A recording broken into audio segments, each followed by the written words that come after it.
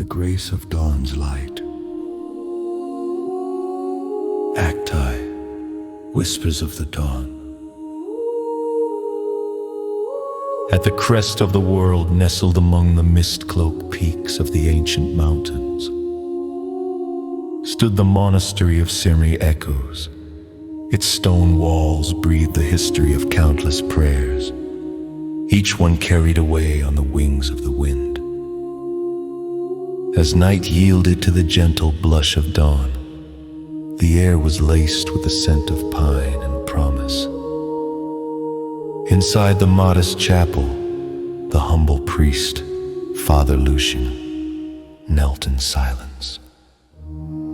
The altar before him was a simple structure, unadorned save for a solitary candle flickering its last shadows into the corners of the room. As the first strands of morning light breached the stained glass, casting the chapel in a kaleidoscope of color, Father Lucian whispered his morning prayer, a blessing upon the day, a chant for redemption woven into the very fabric of his being. The light poured upon the altar like a waterfall of mercy. It cascaded over the waxen figure of Christ, illuminating the carved features with a divine glow, and igniting the priest's heart with a profound sense of peace. This was the hour of renewal, the sacred moment when night's burdens were lifted, leaving the soul as pristine as the dew-kissed grass.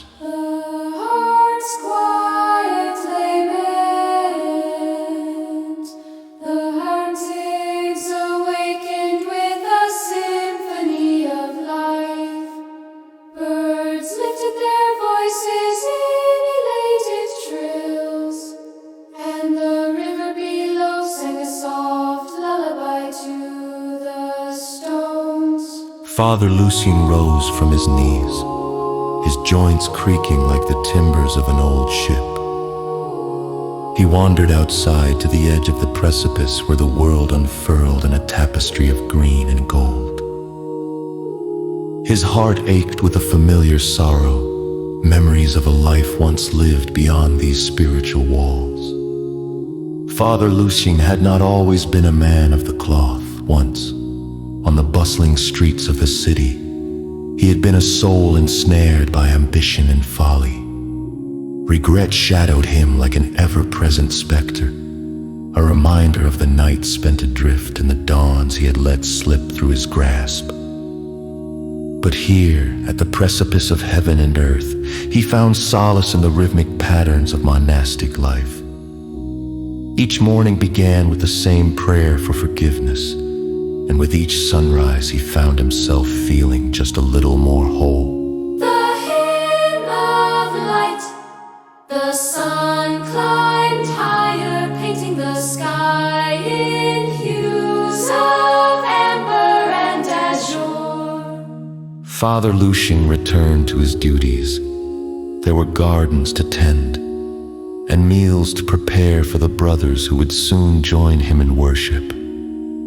Every task was a prayer, every movement a meditation, in the palpable silence of the mountains. Each sound was amplified. The crunch of gravel underfoot, the brittle snap of dry twigs, the rush of wind carrying whispered secrets across the valleys.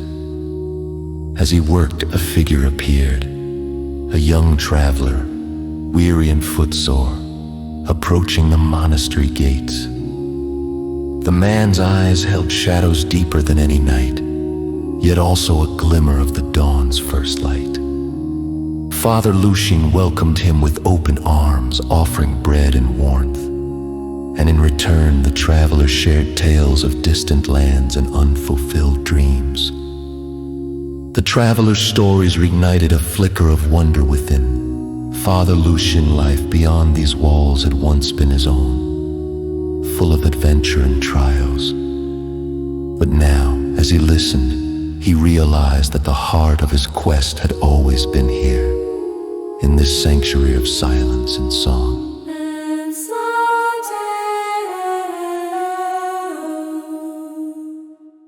As the day wore on, Father Lushing led the traveler into the chapel, inviting him to join in the evening vespers.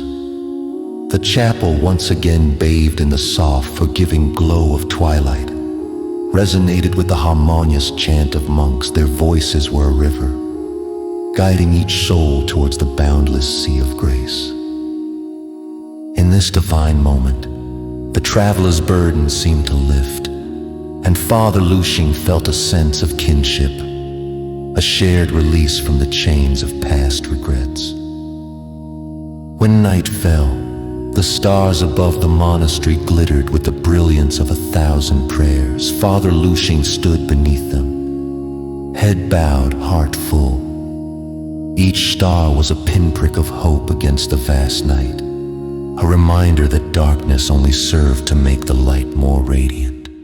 Dawn each either began anew as the horizon blushed with the promise of another day. Father Lushing returned to the altar.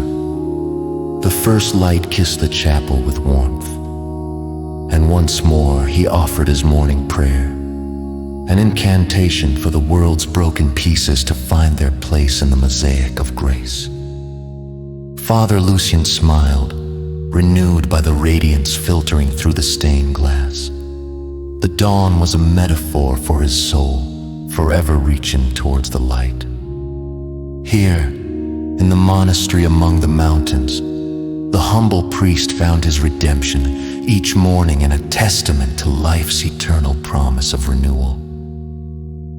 And so, the sun ascended, and with it rose a hope as boundless as the sky, a hope to carry him into eternity.